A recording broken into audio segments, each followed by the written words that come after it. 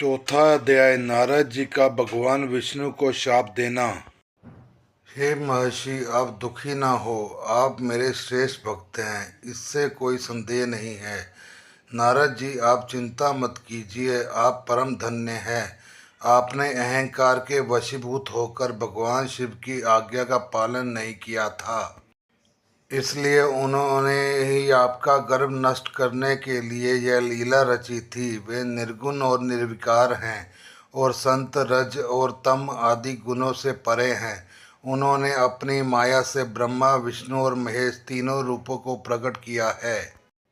निर्गुण अवस्था में उन्हीं का नाम शिव है। वही परमात्मा, परमेश्वर, परब्रह्म, अविनाशी, अनंत और महादेव के नामों से जाने जाते हैं। उन्हीं की आज्ञा से ब्रह्मा ही जगत के सृष्टा हुए हैं। मैं तीनों लोकों का पालन करता हूँ और शिव ही जी रुद्र रूप में सबका संहार करते हैं। वे शिव स्वरूप सबके साक्षी हैं। वे माया के से भिन्न और निर्गुण हैं और अपने भक्तों पर सदा दया करते हैं। मैं तुम्हें समस्त पापों का नाश करने वाला, भोग एवं मोक्ष प्रदान करने वाला उपाय बताता हूँ।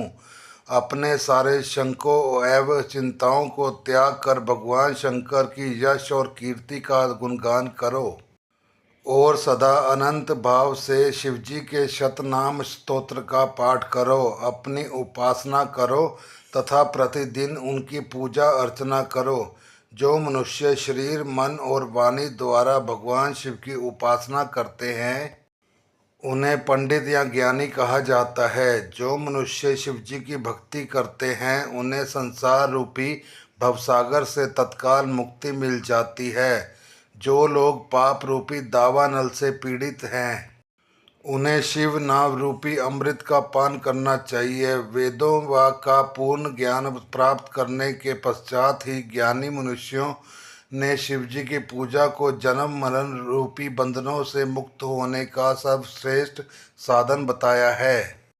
इसलिए आज से ही रोज भगवान शिव की कथा सुनो और कहा करो तथा उनका पूजन किया करो। अपने हृदय में भगवान शिव के चरणों की स्थापना करो तथा उनके तीर्थों में निवास करते हुए उनकी स्तुति कर उनका गुणगान करो। इसके बाद नारद जी, तुम मेरी आज्ञा से अपने मनोरथ की सिद्धि के लिए ब्रह्मलोक जाना। वहाँ अपने पिता ब्रह्मा जी की स्तुति करके उनसे शिव महिमा के बारे में पूछना। ब्रह्मा जी शिव भक्तों में श्रेष्ठ हैं। वे तुम्हें भगवान शंकर का महात्म्य और शतनाम स्तोत्र अवश्य सुनाएंगे। आज से तुम शिव भक्ति में लीन हो जाओ, मैं अवश्य तुम्हारा कल्याण करेंगे। यह कहकर विष्णु जी अंतर्ध्यान हो गए। पांचवा अध्याय नारद जी का शिव तीर्थों में भ्रमण व ब्रह्मा जी से प्रश्न। सूत जी बोले, महर्षियों, भगवान श्री हरि के अंतर्ध्यान हो जाने पर मुनि श्रेष्ठ नारद जी शिवलिंगों का भक्ति पूर्वक दर्शन करने के लिए निकल गए। इस प्रकार भक्ति मुक्ति देने वाले अनेक शिवलिंगों के उन्होंने दर्शन किए। जब उन रुद्रगणों ने नारद जी को वहां देखा तो वह दोनों गण अपने शाप की मुक्ति के लिए उनके चरणों पर गिर पड़े और उनसे प्रार्थना करने लगे कि वे उनका उद्धार करें। नारद मुनि, हम आपके अपराधी हैं।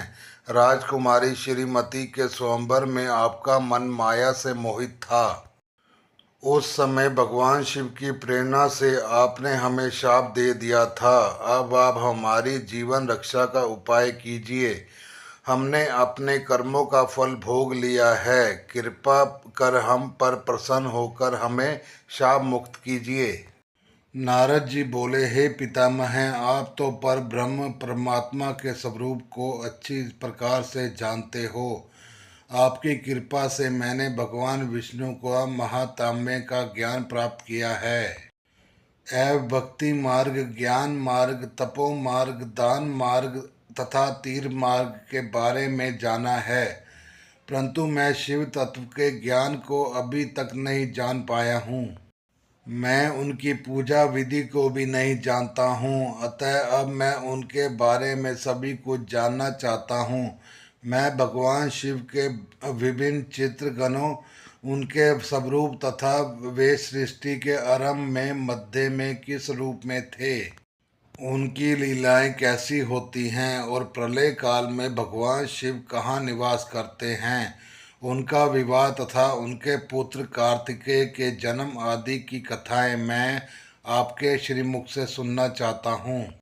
भगवान शिव कैसे प्रसन्न होते हैं और प्रसन्न होने पर क्या क्या प्रदान करते हैं, इस सब संपूर्ण वृत्तांत को मुझे बताने की कृपा करें।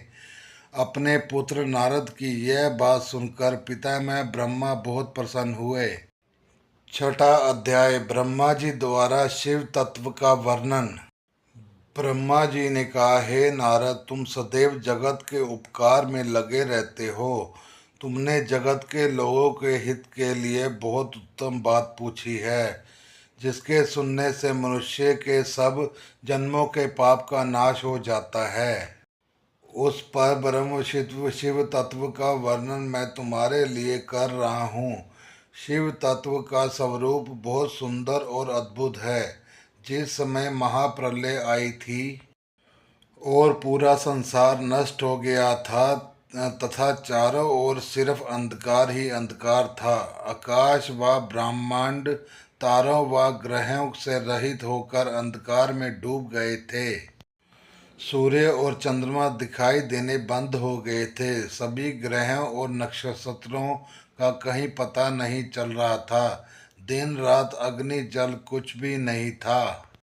प्रधान आकाश और अन्य तेज भी शून्य हो गए थे। शब्द स्पर्श गंध रूप रस का अभाव हो गया था। सत्य असत्य सब कुछ खत्म हो गया था।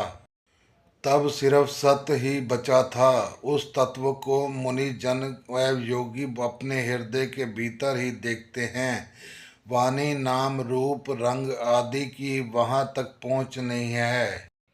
उस पर ब्रह्म के विषय में ज्ञान और अज्ञान से किए गए संबोधन के द्वारा सब कुछ बाद अर्थात सृष्टि का समय आने पर एक से अनेक होने के संकल्प का उदय हुआ।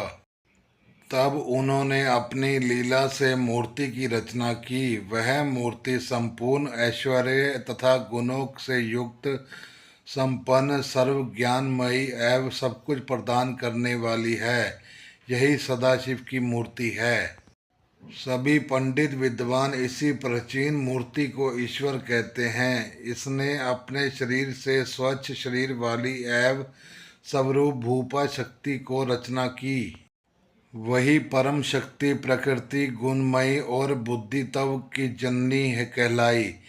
उसे शक्ति अंबिका प्रकृति संपूर्ण लोकों की जननी त्रिदेवी की माता नित्या और मूल कारण भी कहते हैं।